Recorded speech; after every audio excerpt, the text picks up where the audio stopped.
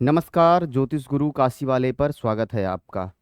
अभी तक हम लोग ज्योतिष की बात कर रहे थे। आज कुछ बिंदु हम लोग बात करेंगे वास्तु पर, कि वास्तु की वस्तुतः सामान्य स्थिति क्या है। क्योंकि आजकल शहरों में लोग रहते हैं, कौन सी दिशा में कौन सा स्थान होना चाहिए या महत्वपूर्ण है जानना। तो शहरों में लोग, गांव में लोग, हर जगह लोग रहते, तो होता क्या है कि व्यक्ति बड़े लगन से और बड़ी तपस्या पूर्वक धन को इकट्ठा करता है भाई। उसके बाद फिर वह घर बनवाता है, तो उसका परिवेश कैसा होना है, इस छोटे सी भूमिकाओं में वह अपने वास्तु को कितना अधिक से अधिक ध्यान दे सकता है, उस विषय वस्तु पर हम चर्चा करेंगे आज। तो वास्तु पर सबसे पहले सामान्य नियम जो है उस पर हम चर्चा करते हैं कि वास्तु का जो सामान्य नियम है वो कितना है। देखिए, मान लेते हैं, सबसे पहले हम शुरुआत करते हैं कि कौन सी दिशा। अगर हम मान लें कि यह हमारा जमीन है, वर्गाकार पूरा जमीन है। अब इस जमीन पर जो शहरों में जमीन लेते हैं या ग्रामीण इलाकों में जमीन लेते हैं, वहाँ जब घर बनवाते हैं तो किन विषय वस्तु को नॉर्मल तरीके से ध्यान दिया जाता है। बिल्कुल हम उसमें डीप जाने की कोशिश नहीं करते हैं, हम नॉर्मल बताते हैं कि किन चीज़ों पर हमको ध्यान देना जरूरी है। सबसे पहले तो ये जो पूरब दिशा है, इसको हम पूरब मान लेते हैं, पश्चिम मान लेते हैं,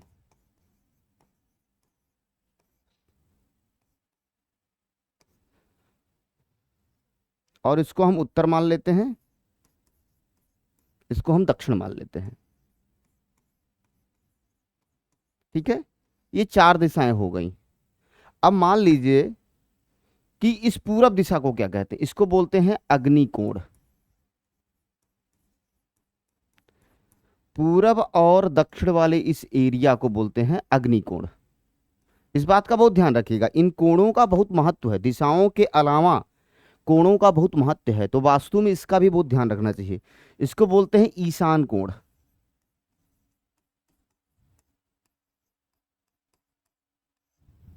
ठीक है, इसको बोलते हैं उत्तर और पश्चिम वाले इलाके को बोलते हैं वायव्य कोण।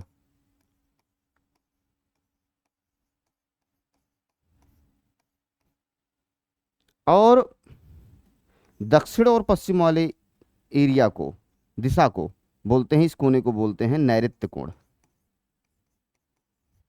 नैऋत्य कोण। तो यह चार कोण, चार दिशा, और ऊपर और नीचे यह 10 दिशाएं। जब पंडित जी आपके यहाँ कहते हैं कि हमको दिग्रक्षण करना है, तो दिग्रक्षण में इन्हीं 10 दिशाओं की बात होती है। ठीक है, चार तो प्रमुखतया पूरब, पश्चिम, उत्तर, दक्षिण, और उसके बाद ईशान कोण, अग्निकोण, नैऋत्य कोण, वायव्य कोण, इन दिशाओं का ज्ञान होता है। तो जब हमारा ये अग्निकोण होता है, इस अग्निकोण में अग्नि होनी चाहिए। ईशान कोण, हमारा सूर्य इसी दिशा से होते हुए पूरब की तरफ आता है। तो ये जब भोर वाली कल्पना हम करते हैं कि रात को 3 बजे से लेकर के 7-8 बजे तक के एरिया में, तो ये जो एनर्जी, सबसे पावरफुल एनर्जी सुबह में यही होती है, ईशान कोण। तो ईशान कोण को हम लोग बोलेंगे ईश्वर का कोण। एक तरह से ईश्वर मतलब इसमें हम वर्शिप करते हैं, पूजा।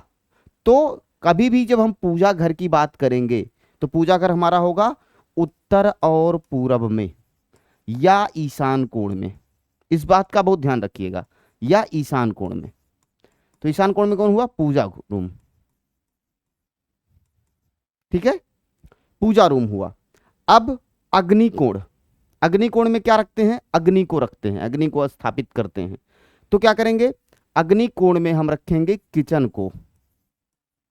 किचन को किस कोण में रखेंगे, अग्निकोण में, पूरब उत्तर वाले एरिया में। ठीक है, अब हम बात करते हैं नैऋत्य। नैऋत्य मतलब राक्षस माना जाता है इस पूरी दिशा में। पहले, सबसे पहले तो हम कोणों की बात कर लेते हैं।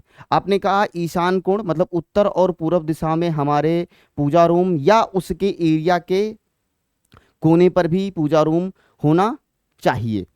सामान्यतः बिल्कुल नियम है, और भी विशिष्ट विशिष्ट नियम है, लेकिन हम सामान्य नियमों की बात करेंगे। फिर किचन को हम कहेंगे अग्निकोण पर। ठीक है, मतलब दक्षिण और पूरब की दिशा में। नैऋत्य कोण, नैऋत्य कोण को हम बोलते हैं, नैऋत्य मतलब राक्षस, विष्टा, जहां गंदगी रखी जाती हो, गंदगी मतलब शौचालय। ठीक है, शौचालय। वायव्य कोण, वायु, जल, जल से संबंधित जैसे टंकी लगाना, बाकी और चीज करना, यह सारी चीजें हम जल, जल का स्रोत या जल की सारी चीजें वायव्य कोण। तो देखिए होता क्या है, ईशान कोण जब हमारा खुला रहेगा, जितना हमारा ईशान कोण खुला रहता है उतनी प्रोग्रेस रिपोर्ट अच्छी होगी। ऐसा क्यों? क्योंकि सूर्य की एनर्जी, पहली एनर्जी हमारे घर में आएगी, सूर्य की रोशनी आएगी इस ईशान कोण से।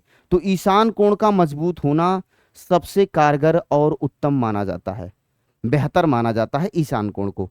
अग्नि कोण, क्योंकि जब हम सुबह उठते हैं तो तुरंत उठ करके तो भोजन नहीं करेंगे, सुबह उठेंगे, राम राम करेंगे, ईश्वर को याद करेंगे, अपने पूर्वजों को याद करेंगे, अपने पितरों को याद करेंगे, अपने देव बंधु गुरु को याद करेंगे। तो ये पूरी की पूरी सुबह उठे, नहाए धोए, स्पर्श हुए, सारी चीज़ों को लेकर के जब हम आए तो इसमें जो स्थिति बनी, इसमें हमारी पूजा वाली स्थिति बनी। ठीक है, तो इस स्थिति को जानिए, ईशान कोण में पूजा रूम होना चाहिए, पूजा की चीजें होनी चाहिए, पूजा से संबंधित, धर्म से संबंधित, आगंतुकों से संबंधित भी रख सकते हैं इसमें हम। ठीक है, तो इस बात का बहुत ध्यान रखिए। अब किचन, किचन में मतलब पाकशाला जिसको हम लोग बोलते हैं, यहाँ भोजन बनाना, खाना, या सारी चीजें की क्रियाएं अगर होनी चाहिए तो बड़ा अच्छा है।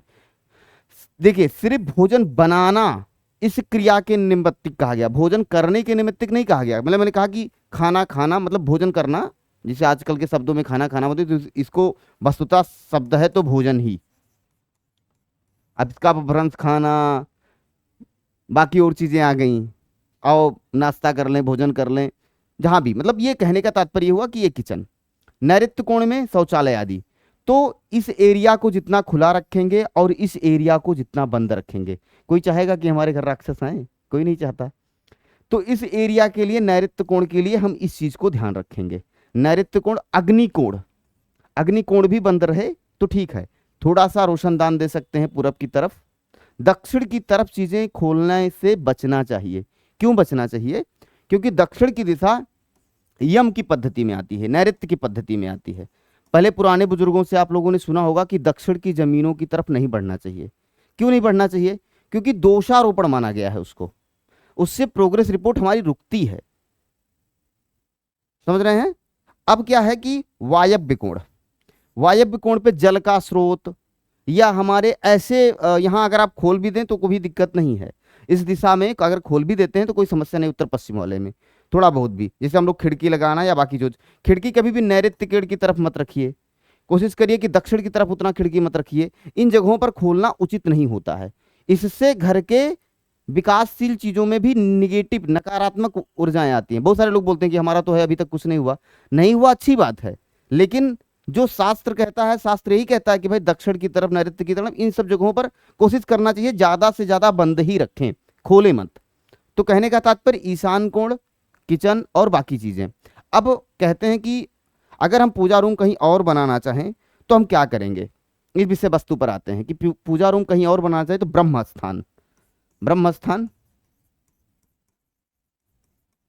ब्रह्म स्थान क्या हुआ? ब्रह्म स्थान मतलब हमारा मिड सेंटर घर का, जहां हम तुलसी रखते हैं, जहां हम केले का वृक्ष या फिर और भी जैसा पूजन पद्धति में लोग रखते हैं, तो मिड सेंटर को ब्रह्म स्थान बोलते हैं। या कभी कभी ये होता है कि कुछ लोग जहां से शुरू करते हैं न्यू, उसको ब्रह्म स्थान दे देते हैं। तो कहने का तात्पर्य ये हुआ कि मिड सेंटर जो होगा उसकी भूमिकाएं हो जाती हैं। और भी विषय वस्तु पर हम बात करेंगे, लेकिन इस सामान्य पद्धति को तो जानिए।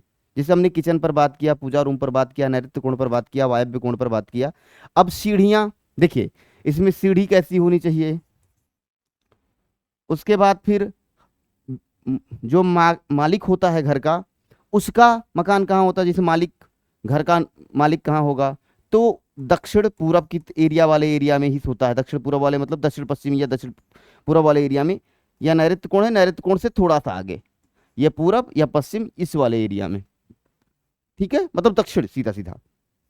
ईशान कोण पर हवा जलदार, आपके आगंतुक आए, आपके लोग आए, आपका बैठका हो, यह सारी चीजें। और भी उस विषय वस्तु पर हम चर्चा करेंगे, लेकिन आज हम इतना रहने देते हैं। एक छोटा सा टॉपिक आप लोग समझिए वास्तु के निमित्त। जय श्री राम, राधे राधे।